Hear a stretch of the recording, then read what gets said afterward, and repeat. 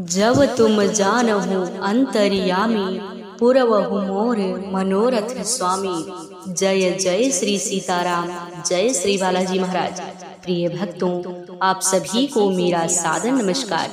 प्रिय भक्तों, मंत्र हो या चौपाई, उसका प्रभाव तभी दिखता है जब भक्त सच्चे मन से प्रभु श्री हनुमान जी महाराज पर पूरा भरोसा करके सुनता है, वह नित्य जप करता है।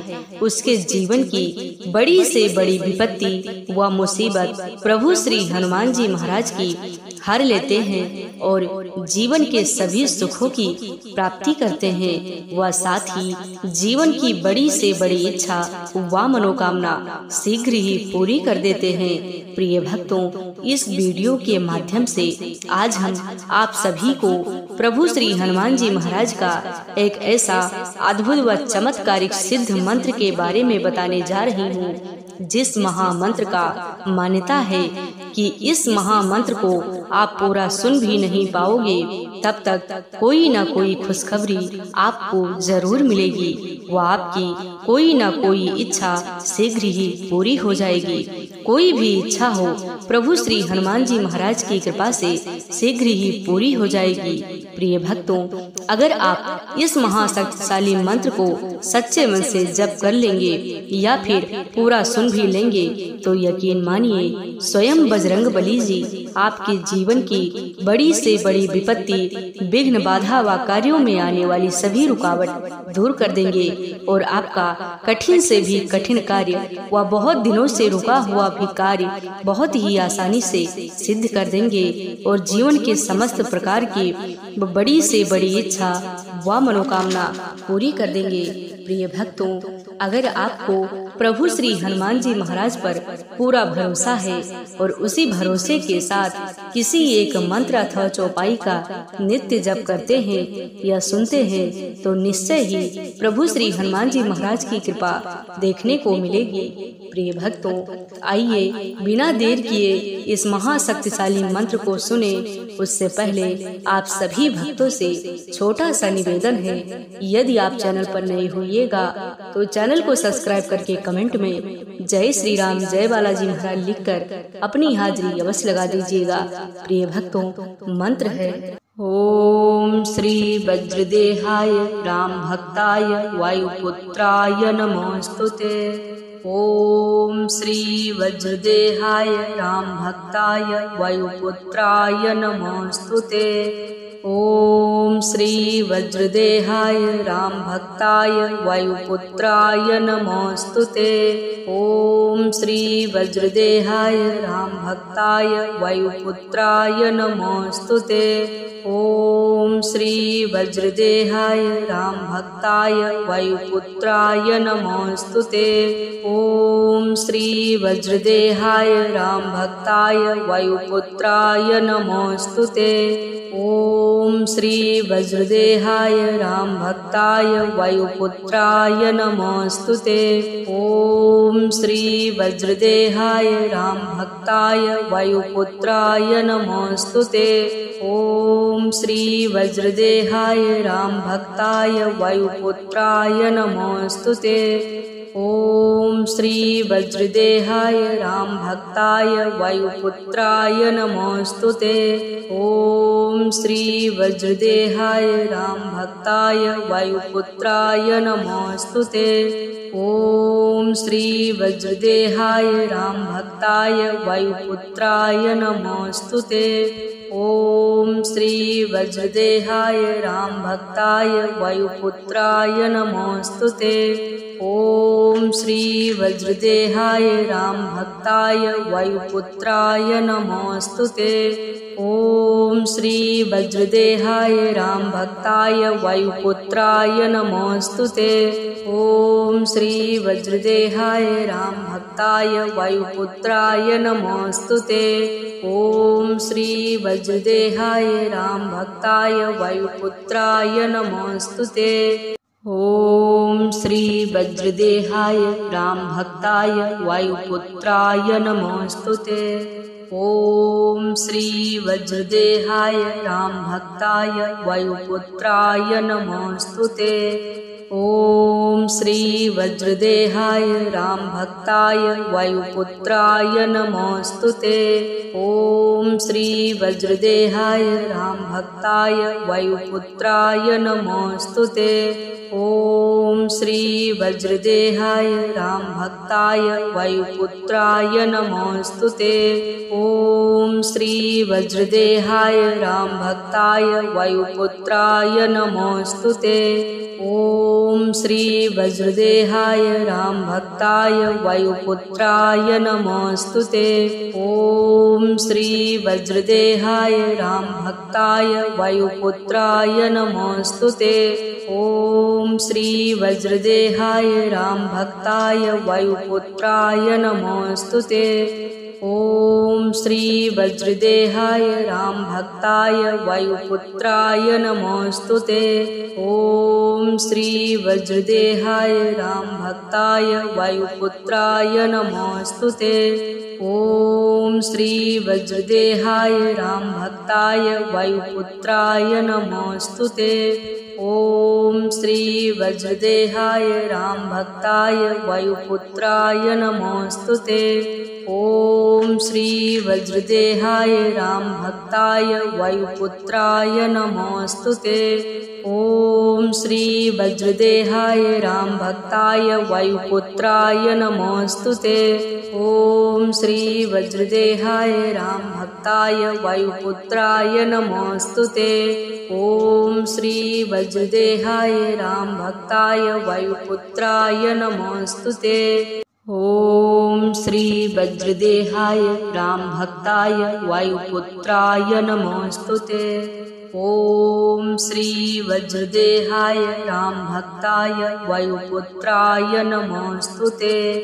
ॐ श्री वज्रदेहाय रामभक्ताय वायुपुत्राय नमोऽस्तुते। ॐ श्री वज्रदेहाय रामभक्ताय वायुपुत्राय नमोऽस्तुते। ॐ श्री वज्रदेहाय रामभक्ताय वायुपुत्राय नमोऽस्तुते।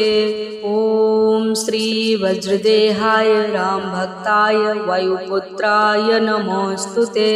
ॐ श्री वज्रदेहाय रामभक्ताय वायुपुत्राय नमोऽस्तुते। ॐ श्री वज्रदेहाय रामभक्ताय वायुपुत्राय नमोऽस्तुते।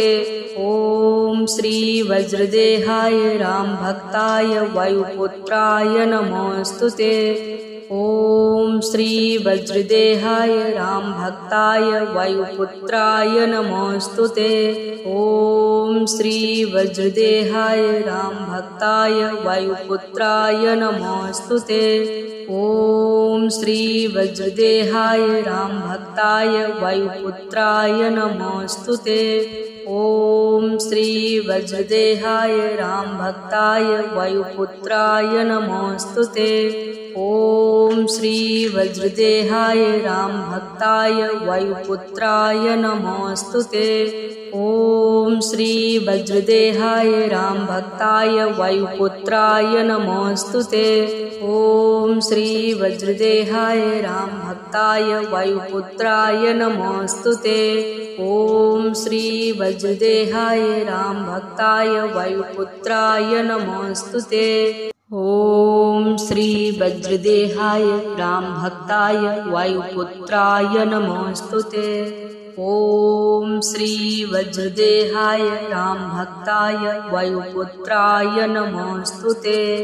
ॐ श्री वज्रदेहाय रामभक्ताय वायुपुत्राय नमोऽस्तुते।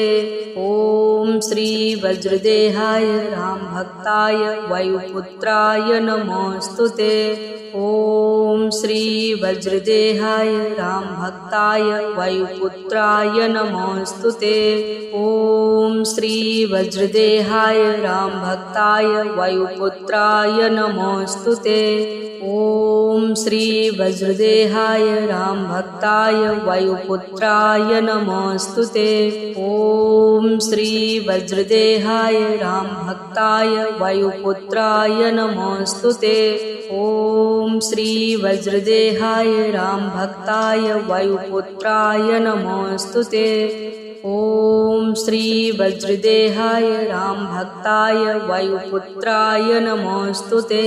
ॐ श्री वज्रदेहाय रामभक्ताय वायुपुत्राय नमोऽस्तुते। ॐ श्री वज्रदेहाय रामभक्ताय वायुपुत्राय नमोऽस्तुते। ॐ श्री वज्रदेहाय रामभक्ताय वायुपुत्राय नमोऽस्तुते। ॐ श्री वज्रदेहाय रामभक्ताय वायुपुत्राय नमोऽस्तुते। ॐ श्री वज्रदेहाय रामभक्ताय वायुपुत्राय नमोऽस्तुते। ॐ श्री वज्रदेहाय रामभक्ताय वायुपुत्राय नमोऽस्तुते। ॐ श्री वज्रदेहाय रामभक्ताय वायुपुत्राय नमोऽस्तुते। ॐ श्री वज्रदेहाय रामभक्ताय वायुपुत्राय नमोऽस्तुते। ॐ श्री वज्रदेहाय रामभक्ताय वायुपुत्राय नमोऽस्तुते। ॐ श्री वज्रदेहाय रामभक्ताय वायुपुत्राय नमोऽस्तुते। ॐ श्री वज्रदेहाय रामभक्ताय वायुपुत्राय नमोऽस्तुते। ॐ श्री वज्रदेहाय रामभक्ताय वायुपुत्राय नमोऽस्तुते। ॐ श्री वज्रदेहाय रामभक्ताय वायुपुत्राय नमोऽस्तुते। ॐ श्री वज्रदेहाय रामभक्ताय वायुपुत्राय नमोऽस्तुते। ॐ श्री वज्रदेहाय रामभक्ताय वायुपुत्राय नमोऽस्तुते। ॐ श्री वज्रदेहाय रामभक्ताय वायुपुत्राय नमोऽस्तुते। ॐ श्री वज्रदेहाय रामभक्ताय वायुपुत्राय नमोऽस्तुते। ॐ श्री वज्रदेहाय रामभक्ताय वायुपुत्राय नमोऽस्तुते। ॐ श्री वज्रदेहाय रामभक्ताय वायुपुत्राय नमोऽस्तुते। ॐ श्री वज्रदेहाय रामभक्ताय वायुपुत्राय नमोऽस्तुते। ॐ श्री वज्रदेहाय रामभक्ताय वायुपुत्राय नमोऽस्तुते। ॐ श्री वज्रदेहाय रामभक्ताय वायुपुत्राय नमोऽस्तुते। ॐ श्री वज्रदेहाय रामभक्ताय वायुपुत्राय नमोऽस्तुते। ॐ श्री वज्रदेहाय रामभक्ताय वायुपुत्राय नमोऽस्तुते। ॐ श्री वज्रदेहाय रामभक्ताय वायुपुत्राय नमोऽस्तुते। ॐ श्री वज्रदेहाय रामभक्ताय वायुपुत्राय नमोऽस्तुते। ॐ श्री वज्रदेहाय रामभक्ताय वायुपुत्राय नमोऽस्तुते। ॐ श्री वज्रदेहाय रामभक्ताय वायुपुत्राय नमोऽस्तुते। ॐ श्री वज्रदेहाय रामभक्ताय वायुपुत्राय नमोऽस्तुते। ॐ श्री वज्रदेहाय रामभक्ताय वायुपुत्राय नमोऽस्तुते। ॐ श्री वज्रदेहाय रामभक्ताय वायुपुत्राय नमोऽस्तुते। ॐ श्री वज्रदेहाय रामभक्ताय वायुपुत्राय नमोऽस्तुते। ॐ श्री वज्रदेहाय रामभक्ताय वायुपुत्राय नमोऽस्तुते। ॐ श्री वज्रदेहाय रामभक्ताय वायुपुत्राय नमोऽस्तुते। ॐ श्री वज्रदेहाय रामभक्ताय वायुपुत्राय नमोऽस्तुते। ॐ श्री वज्रदेहाय रामभक्ताय वायुपुत्राय नमोऽस्तुते। ॐ श्री वज्रदेहाय रामभक्ताय वायुपुत्राय नमोऽस्तुते। ॐ श्री वज्रदेहाय रामभक्ताय वायुपुत्राय नमोऽस्तुते। ॐ श्री वज्रदेहाय रामभक्ताय वायुपुत्राय नमोऽस्तुते। ॐ श्री वज्रदेहाय रामभक्ताय वायुपुत्राय नमोऽस्तुते। ॐ श्री वज्रदेहाय रामभक्ताय वायुपुत्राय नमोऽस्तुते। ॐ श्री वज्रदेहाय रामभक्ताय वायुपुत्राय नमोऽस्तुते। ॐ श्री वज्रदेहाय रामभक्ताय वायुपुत्राय नमोऽस्तुते। ॐ श्री वज्रदेहाय रामभक्ताय वायुपुत्राय नमोऽस्तुते। ॐ श्री वज्रदेहाय रामभक्ताय वायुपुत्राय नमोऽस्तुते। ॐ श्री वज्रदेहाय रामभक्ताय वायुपुत्राय नमोऽस्तुते। ॐ श्री वज्रदेहाय रामभक्ताय वायुपुत्राय नमोऽस्तुते। ॐ श्री वज्रदेहाय रामभक्ताय वायुपुत्राय नमोऽस्तुते। ॐ श्री वज्रदेहाय रामभक्ताय वायुपुत्राय नमोऽस्तुते। ॐ श्री वज्रदेहाय रामभक्ताय वायुपुत्राय नमोऽस्तुते। ॐ श्री वज्रदेहाय रामभक्ताय वायुपुत्राय नमोऽस्तुते। ॐ श्री वज्रदेहाय रामभक्ताय वायुपुत्राय नमोऽस्तुते। ॐ श्री वज्रदेहाय रामभक्ताय वायुपुत्राय नमोऽस्तुते। ॐ श्री वज्रदेहाय रामभक्ताय वायुपुत्राय नमोऽस्तुते। ॐ श्री वज्रदेहाय रामभक्ताय वायुपुत्राय नमोऽस्तुते। ॐ श्री वज्रदेहाय रामभक्ताय वायुपुत्राय नमोऽस्तुते। ॐ श्री वज्रदेहाय रामभक्ताय वायुपुत्राय नमोऽस्तुते। ॐ श्री वज्रदेहाय रामभक्ताय वायुपुत्राय नमोऽस्तुते। ॐ श्री वज्रदेहाय रामभक्ताय वायुपुत्राय नमोऽस्तुते। ॐ श्री वज्रदेहाय रामभक्ताय वायुपुत्राय नमोऽस्तुते। ॐ श्री वज्रदेहाय रामभक्ताय वायुपुत्राय नमोऽस्तुते। ॐ श्री वज्रदेहाय रामभक्ताय वायुपुत्राय नमोऽस्तुते। ॐ श्री वज्रदेहाय रामभक्ताय वायुपुत्राय नमोऽस्तुते। ॐ श्री वज्रदेहाय रामभक्ताय वायुपुत्राय नमोऽस्तुते। ॐ श्री वज्रदेहाय रामभक्ताय वायुपुत्राय नमोऽस्तुते। ॐ श्री वज्रदेहाय रामभक्ताय वायुपुत्राय नमोऽस्तुते। ॐ श्री वज्रदेहाय रामभक्ताय वायुपुत्राय नमोऽस्तुते। ॐ श्री वज्रदेहाय रामभक्ताय वायुपुत्राय नमोऽस्तुते। ॐ श्री वज्रदेहाय रामभक्ताय वायुपुत्राय नमोऽस्तुते। ॐ श्री वज्रदेहाय रामभक्ताय वायुपुत्राय नमोऽस्तुते। ॐ श्री वज्रदेहाय रामभक्ताय वायुपुत्राय नमोऽस्तुते। ॐ श्री वज्रदेहाय रामभक्ताय वायुपुत्राय नमोऽस्तुते। ॐ श्री वज्रदेहाय रामभक्ताय वायुपुत्राय नमोऽस्तुते। ॐ श्री वज्रदेहाय रामभक्ताय वायुपुत्राय नमोऽस्तुते। ॐ श्री वज्रदेहाय रामभक्ताय वायुपुत्राय नमोऽस्तुते। ॐ श्री वज्रदेहाय रामभक्ताय वायुपुत्राय नमोऽस्तुते। ॐ श्री वज्रदेहाय रामभक्ताय वायुपुत्राय नमोऽस्तुते। ॐ श्री वज्रदेहाय रामभक्ताय वायुपुत्राय नमोऽस्तुते। ॐ श्री वज्रदेहाय रामभक्ताय वायुपुत्राय नमोऽस्तुते। ॐ श्री वज्रदेहाय रामभक्ताय वायुपुत्राय नमोऽस्तुते।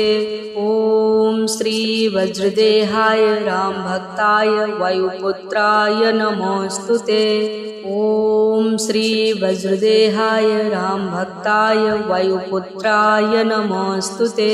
ॐ श्री वज्रदेहाय रामभक्ताय वायुपुत्राय नमोऽस्तुते। ॐ श्री वज्रदेहाय रामभक्ताय वायुपुत्राय नमोऽस्तुते। ॐ श्री वज्रदेहाय रामभक्ताय वायुपुत्राय नमोऽस्तुते। ॐ श्री वज्रदेहाय रामभक्ताय वायुपुत्राय नमोऽस्तुते। ॐ श्री वज्रदेहाय रामभक्ताय वायुपुत्राय नमोऽस्तुते। ॐ श्री वज्रदेहाय रामभक्ताय वायुपुत्राय नमोऽस्तुते। ॐ श्री वज्रदेहाय रामभक्ताय वायुपुत्राय नमोऽस्तुते। ॐ श्री वज्रदेहाय रामभक्ताय वायुपुत्राय नमोऽस्तुते। ॐ श्री वज्रदेहाय रामभक्ताय वायुपुत्राय नमोऽस्तुते। ॐ श्री वज्रदेहाय रामभक्ताय वायुपुत्राय नमोऽस्तुते। ॐ श्री वज्रदेहाय रामभक्ताय वायुपुत्राय नमोऽस्तुते। ॐ श्री वज्रदेहाय रामभक्ताय वायुपुत्राय नमोऽस्तुते। ॐ श्री वज्रदेहाय रामभक्ताय वायुपुत्राय नमोऽस्तुते। ॐ श्री वज्रदेहाय रामभक्ताय वायुपुत्राय नमोऽस्तुते। ॐ श्री वज्रदेहाय रामभक्ताय वायुपुत्राय नमोऽस्तुते। ॐ श्री वज्रदेहाय रामभक्ताय वायुपुत्राय नमोऽस्तुते। ॐ श्री वज्रदेहाय रामभक्ताय वायुपुत्राय नमोऽस्तुते। ॐ श्री वज्रदेहाय रामभक्ताय वायुपुत्राय नमोऽस्तुते। ॐ श्री वज्रदेहाय रामभक्ताय वायुपुत्राय नमोऽस्तुते। ॐ श्री वज्रदेहाय रामभक्ताय वायुपुत्राय नमोऽस्तुते। ॐ श्री वज्रदेहाय रामभक्ताय वायुपुत्राय नमोऽस्तुते। ॐ श्री वज्रदेहाय रामभक्ताय वायुपुत्राय नमोऽस्तुते। ॐ श्री वज्रदेहाय रामभक्ताय वायुपुत्राय नमोऽस्तुते। ॐ श्री वज्रदेहाय रामभक्ताय वायुपुत्राय नमोऽस्तुते। ॐ श्री वज्रदेहाय रामभक्ताय वायुपुत्राय नमोऽस्तुते। ॐ श्री वज्रदेहाय रामभक्ताय वायुपुत्राय नमोऽस्तुते। ॐ श्री वज्रदेहाय रामभक्ताय वायुपुत्राय नमोऽस्तुते। ॐ श्री वज्रदेहाय रामभक्ताय वायुपुत्राय नमोऽस्तुते। ॐ श्री वज्रदेहाय रामभक्ताय वायुपुत्राय नमोऽस्तुते। ॐ श्री वज्रदेहाय रामभक्ताय वायुपुत्राय नमोऽस्तुते। ॐ श्री वज्रदेहाय रामभक्ताय वायुपुत्राय नमोऽस्तुते। ॐ श्री वज्रदेहाय रामभक्ताय वायुपुत्राय नमोऽस्तुते। ॐ श्री वज्रदेहाय रामभक्ताय वायुपुत्राय नमोऽस्तुते। ॐ श्री वज्रदेहाय रामभक्ताय वायुपुत्राय नमोऽस्तुते। ॐ श्री वज्रदेहाय रामभक्ताय वायुपुत्राय नमोऽस्तुते। ॐ श्री वज्रदेहाय रामभक्ताय वायुपुत्राय नमोऽस्तुते। ॐ श्री वज्रदेहाय रामभक्ताय वायुपुत्राय नमोऽस्तुते। ॐ श्री वज्रदेहाय रामभक्ताय वायुपुत्राय नमोऽस्तुते। ॐ श्री वज्रदेहाय रामभक्ताय वायुपुत्राय नमोऽस्तुते। ॐ श्री वज्रदेहाय रामभक्ताय वायुपुत्राय नमोऽस्तुते। ॐ श्री वज्रदेहाय रामभक्ताय वायुपुत्राय नमोऽस्तुते। ॐ श्री वज्रदेहाय रामभक्ताय वायुपुत्राय नमोऽस्तुते। ॐ श्री वज्रदेहाय रामभक्ताय वायुपुत्राय नमोऽस्तुते। ॐ श्री वज्रदेहाय रामभक्ताय वायुपुत्राय नमोऽस्तुते। ॐ श्री वज्रदेहाय रामभक्ताय वायुपुत्राय नमोऽस्तुते। ॐ श्री वज्रदेहाय रामभक्ताय वायुपुत्राय नमोऽस्तुते। ॐ श्री वज्रदेहाय रामभक्ताय वायुपुत्राय नमोऽस्तुते। ॐ श्री वज्रदेहाय रामभक्ताय वायुपुत्राय नमोऽस्तुते। ॐ श्री वज्रदेहाय रामभक्ताय वायुपुत्राय नमोऽस्तुते। ॐ श्री वज्रदेहाय रामभक्ताय वायुपुत्राय नमोऽस्तुते। ॐ श्री वज्रदेहाय रामभक्ताय वायुपुत्राय नमोऽस्तुते। ॐ श्री वज्रदेहाय रामभक्ताय वायुपुत्राय नमोऽस्तुते। ॐ श्री वज्रदेहाय रामभक्ताय वायुपुत्राय नमोऽस्तुते। ॐ श्री वज्रदेहाय रामभक्ताय वायुपुत्राय नमोऽस्तुते। ॐ श्री वज्रदेहाय रामभक्ताय वायुपुत्राय नमोऽस्तुते। ॐ श्री वज्रदेहाय रामभक्ताय वायुपुत्राय नमोऽस्तुते। ॐ श्री वज्रदेहाय रामभक्ताय वायुपुत्राय नमोऽस्तुते। ॐ श्री वज्रदेहाय रामभक्ताय वायुपुत्राय नमोऽस्तुते। ॐ श्री वज्रदेहाय रामभक्ताय वायुपुत्राय नमोऽस्तुते। ॐ श्री वज्रदेहाय रामभक्ताय वायुपुत्राय नमोऽस्तुते। ॐ श्री वज्रदेहाय रामभक्ताय वायुपुत्राय नमोऽस्तुते। ॐ श्री वज्रदेहाय रामभक्ताय वायुपुत्राय नमोऽस्तुते। ॐ श्री वज्रदेहाय रामभक्ताय वायुपुत्राय नमोऽस्तुते। ॐ श्री वज्रदेहाय रामभक्ताय वायुपुत्राय नमोऽस्तुते। ॐ श्री वज्रदेहाय रामभक्ताय वायुपुत्राय नमोऽस्तुते। ॐ श्री वज्रदेहाय रामभक्ताय वायुपुत्राय नमोऽस्तुते। ॐ श्री वज्रदेहाय रामभक्ताय वायुपुत्राय नमोऽस्तुते। ॐ श्री वज्रदेहाय रामभक्ताय वायुपुत्राय नमोऽस्तुते। ॐ श्री वज्रदेहाय रामभक्ताय वायुपुत्राय नमोऽस्तुते। ॐ श्री वज्रदेहाय रामभक्ताय वायुपुत्राय नमोऽस्तुते। ॐ श्री वज्रदेहाय रामभक्ताय वायुपुत्राय नमोऽस्तुते। ॐ श्री वज्रदेहाय रामभक्ताय वायुपुत्राय नमोऽस्तुते। ॐ श्री वज्रदेहाय रामभक्ताय वायुपुत्राय नमोऽस्तुते। ॐ श्री वज्रदेहाय रामभक्ताय वायुपुत्राय नमोऽस्तुते। ॐ श्री वज्रदेहाय रामभक्ताय वायुपुत्राय नमोऽस्तुते। ॐ श्री वज्रदेहाय रामभक्ताय वायुपुत्राय नमोऽस्तुते। ॐ श्री वज्रदेहाय रामभक्ताय वायुपुत्राय नमोऽस्तुते।